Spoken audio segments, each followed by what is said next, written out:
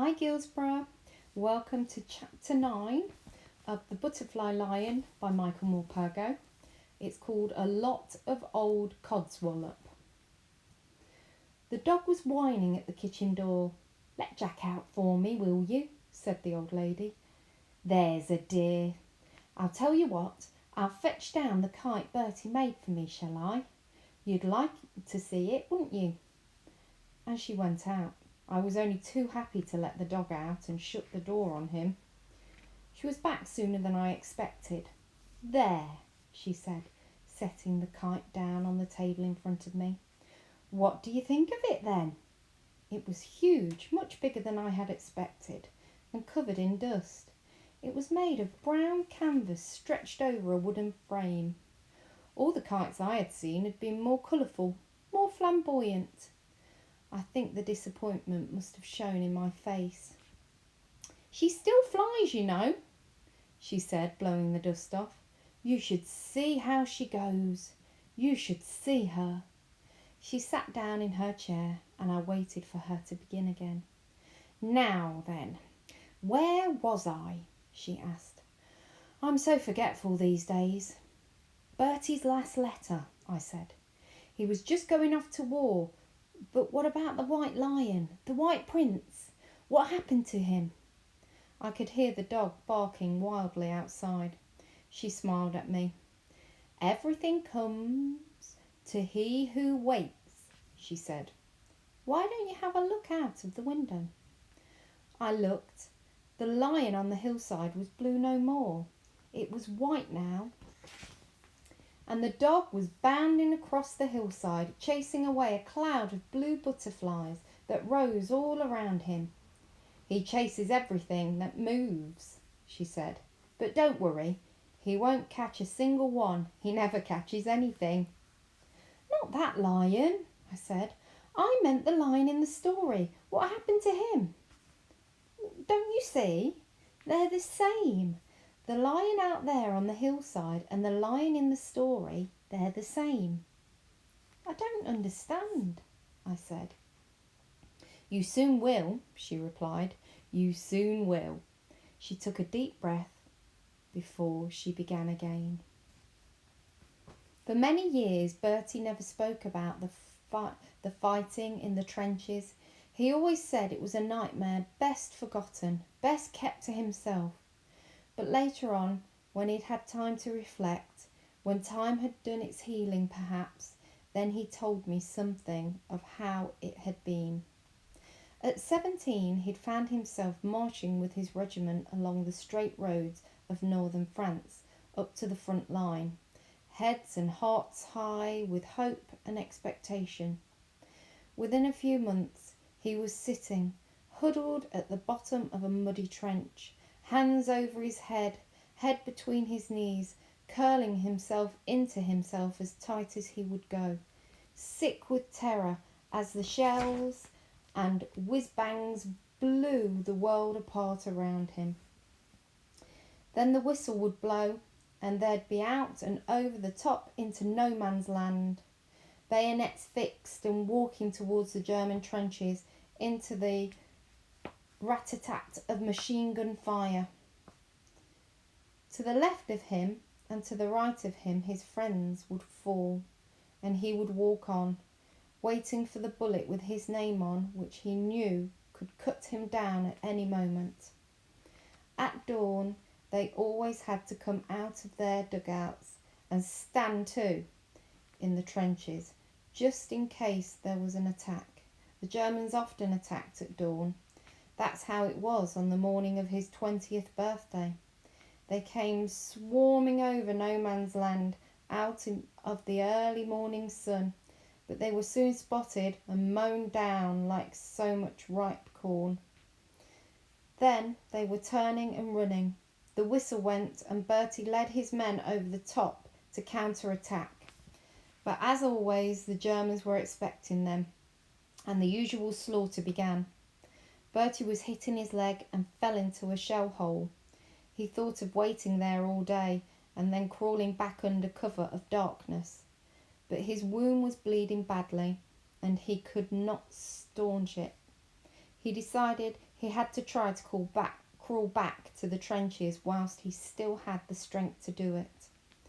Hugging the ground, he was almost at the wire, almost back to safety, when he heard someone crying out in no man's land. It was a cry he could not ignore. He found two of his men lying side by side and so badly wounded that they could not move. One of them was already unconscious. He hoisted him into his shoulders and made for the trenches, the bullets whipping and whining around him.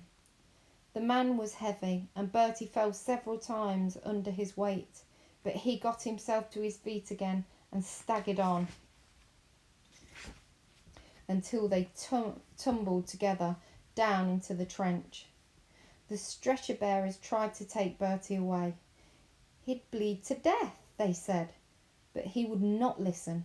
One of his own men was still lying wounded out there in no man's land, and he was going to bring him in, no matter what. Waving his hand above his head, Bertie climbed out of the trench and walked forward. The firing stopped almost at once.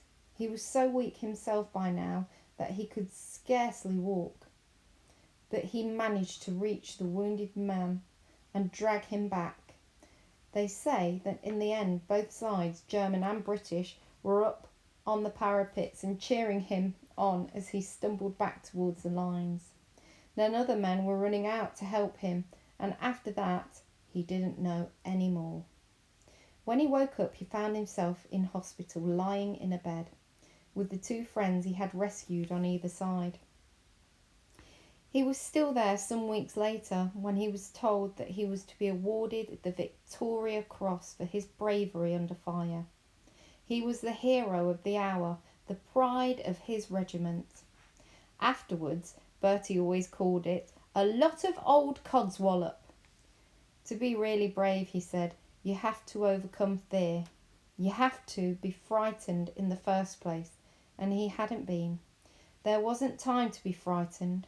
He did what he did without thinking, just as he had saved the white lion cub all those years before when he was a boy in Africa. Of course, they made a great fuss of him in the hospital, and he loved all that, but his leg did not heal as well as it should have. He was still there in hospital when I found him. It was not entirely by accident that I found him. For over 3 years now there had been no letter, no word from him at all. He had warned me, I know, but the long silence was hard to bear. Every time the postman came, I hoped, and the pang of disappointment was sharper each time there was no letter from him. I told all to Nanny Mason, who dried my tears and told me to pray, and that she would too. She was sure there'd be a letter soon. Without Nanny, I don't know how I would have gone on living. I was so miserable. I had seen the wounded men coming back from France, blinded, gassed, crippled, and always dreaded seeing Bertie's face amongst them.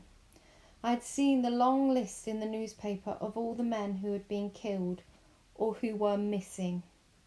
I looked each day for his name and thanked God every time I did not find it. But still he never wrote, and I had to know why. I thought maybe he had been so badly wounded that he could not write, that he was lying in some hospital alone and unloved. So I determined I would become a nurse. I would go to France and heal and comfort as best I could, and just hope that somehow I might find him. But I soon discovered that amongst so many men in uniform, it would be hopeless to go looking for him. I did not even know his regiment, nor his rank. I had no idea where to begin. I was sent to a hospital some 50 miles behind the lines. The hospital was a converted chateau with turrets and great wide staircases and chandeliers in the wards. But it was so cold in winter that many of the men died as much from the cold as from their wounds. We did all we could for them, but we were short of doctors and short of medicines. There were always so many men coming in, and their wounds were terrible, so terrible.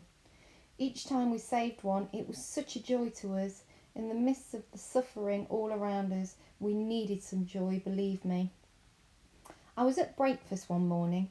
It was June of 1918.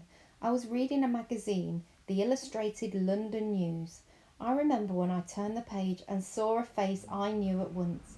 He was older, thinner in the face, and unsmiling, but I was sure it was Bertie. His eyes were deepest and gentle, just as I remembered them.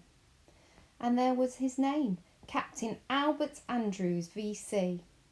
There was a whole article underneath about what he had done and how he was still recovering from his wounds in a hospital that turned out to be little more than 10 miles away.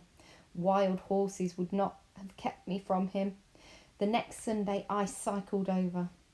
He was sleeping when I saw him first, propped up on his pillow, one hand behind his head. "Hello," I said. He opened his eyes and frowned at me.